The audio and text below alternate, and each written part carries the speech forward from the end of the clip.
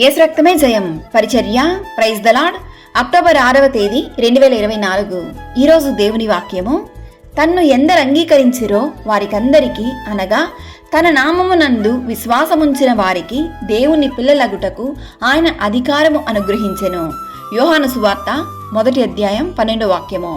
అవును క్రీస్తునందు ప్రియులారా, ఈ వాక్యము శరీరధారి అయి కృపా సత్య సంపూర్ణుడిగా మన మధ్య నివసించెను.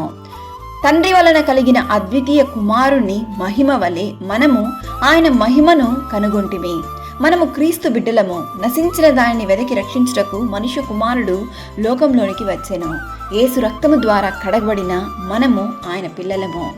విశ్వాసము లేకుండా దేవునికి ఇష్టడై ఉండుట అసాధ్యము. కావున ప్రతి కార్యములను దేవుని సన్నిధిలో విశ్వాసంతో మోకరింపవలెను.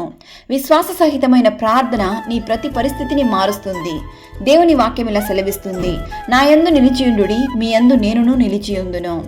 ఈరోజు ఈ వాక్యం వింటున్న ప్రియ సహోదరి సహోదరులారా, మీ జీవితంలో మీరు ఎదుర్కొంటున్న ఏ సమస్య అయినను, వేదన అయినను, బాధ అయినను దేవుని సన్నిధిలో కన్నీటితో ప్రార్థించినట్లయితే దేవుడు మీ ప్రార్థనకు ఖచ్చితంగా జవాబిస్తాడు. దేవుడు మిమ్మల్ని ఆశీర్వదించును.